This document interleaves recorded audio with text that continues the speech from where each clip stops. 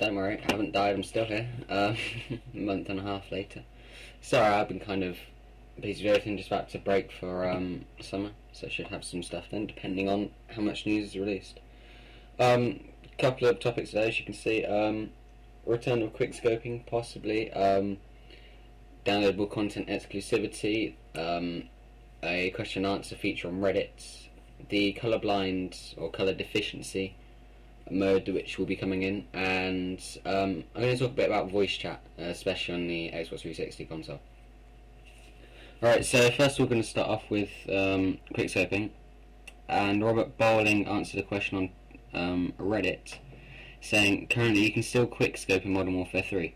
Keep in mind though, multiplayer is always changing at this stage, new perks, new balancing, new everything all the time based on feedback. However, our philosophy on that hasn't changed since Modern Warfare 2. Now, he's talking about philosophy here. That could be on either the multiplayer aspect always changing up until release, or up until it goes gold, or it could be their view on quickscoping, especially on Modern Warfare 2, because they had plenty of time to nullify it for snipers, but they generally didn't tend to touch perks much, apart from lightweight, which I'm not quite sure why. But anyway, moving on, we'll go straight into the question and answer section on Reddit, and a couple of the bits taken off here. Talking about the engine they're using. It's an upgraded Modern Warfare 2 engine. By upgrade, I mean it's still the ID Tech 3 engine, but they've added quite a bit more audio stuff, such as situational awareness, lighting updates, and they have also updated their shearing technology, which we first saw in Modern Warfare 2, because, and this is again a quote, they have kind of exponentially increased the size of the maps, both for single player and multiplayer. Now multiplayer won't be affected as much, but there's still quite a growth in them, so they've had to upgrade the engine to go towards that. Now, we're going to go right into the DLC exclusivity here. Now, this shouldn't be news to most of you, but Microsoft did actually purchase exclusivity with Activision Blizzard, which of course Infinity Ward falls under, as Activision is their publisher, stating that until, I believe it's 2012, Microsoft gets a 1 month exclusivity deal. And of course this is great marketing for them, but it's kind of not much fun for PC and PS3 gamers. But that exclusivity is carrying on. Michael Condrey from Sledgehammer Games, quickly moving into the colour blind or deficiency mode, as it's kind of called, it depends who you talk to.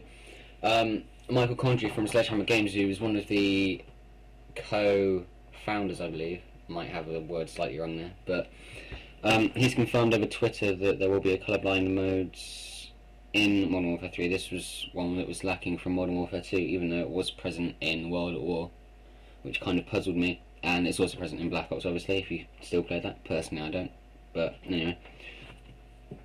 But he has confirmed there will be a colourblind mode, so for all those people with colour blindness or deficiencies, way! So, I mentioned voice chat earlier and the playlists. Robert Bowling stated that they were reviewing the voice chat limitations, because I know, and this didn't affect me much on PlayStation, but I know on Xbox they did disallow party chat in quite a few game modes, and of course majority of people weren't happy with this. Especially because it was game modes like, I believe it was Demolition, Capture the Flag, game modes like that, where it was disallowed, which I can't understand why. But it was disallowed in them, and Robert Bowling has said here, I'm going to give you a quote here: when designing multiplayer, especially Modern Warfare multiplayer, you have 30 million people playing.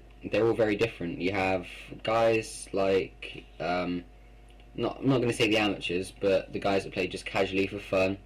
And then you have kind of the hardcore section who do play, not MLG, but you have that kind of section.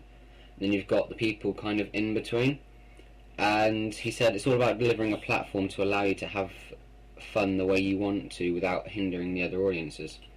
Now, the way he's split that, he's split the community into 3 sections. You've got the hardcore, the casual, and kind of the relaxed gamer. The way he split that leads me into think that we might be having playlist split, much like Boot Camp and World at War, that we might be having playlist split again and limitations being enforced. Now, he said that Search and Destroy will most likely always have this voice chat limitation, purely to kind of keep it even and equal.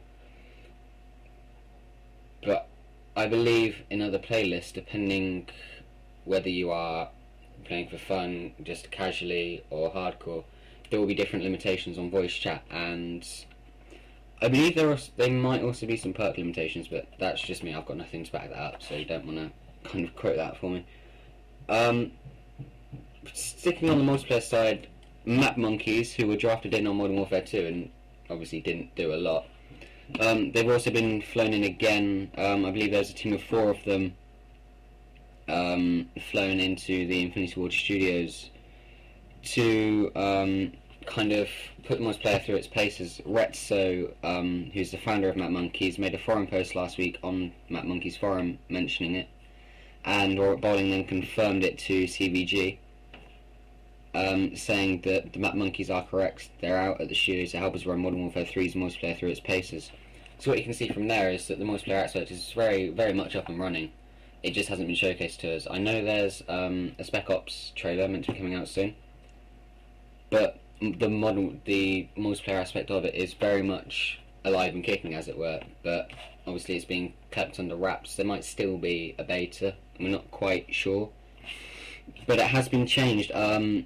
They've got this, probably recapping previous videos. They've changed how the experience, match bonus, challenges, rewards, and other sort of incentives are distributed in the game itself. They are kind of very much bringing it down back to COD 4 levels, with gun-on-gun, fast-paced combat, with not a lot of emphasis on the kill streak system, which has been completely changed from Modern Warfare 3.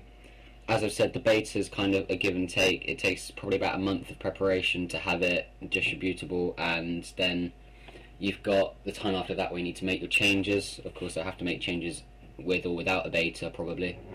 Most likely, I'm not going to say it's a definite, but they'll most likely have to make those changes anyway. So, don't get your hopes up, but we could. There's no dodge prone in Modern Warfare 3, which is extremely annoying in Black Ops. The amount of times I went to crouch and just flew across the floor. Commando, one-man army, tactical nuke, all been removed. Explosives as a whole have been rebalanced to actually be used as support, not primary, so you're not going to get people chucking grenades over the map and killing you, even though they might just hit you. We've got additions into matchmaking. The ranking, kill streaks and unlocks have been touched up. They've been brought over to Spec Ops, as I've said before, and there's still no give on kind of if we're going to have a more multiplayer trailer. There will be a multiplayer aspect at the Call of Duty XP event. There will be, I believe, a reveal there. Whether they're going to release anything from that, it's up to you. It's kind of judge for yourself. I don't think they might release a couple of teaser trailers like we saw with the story mode, but I'm not holding on for anything. As always, I'll try and keep you updated with news as it comes through, and I shouldn't disappear for another month and a half. But cheers guys, sorry, but yeah, I'm back. Cheers.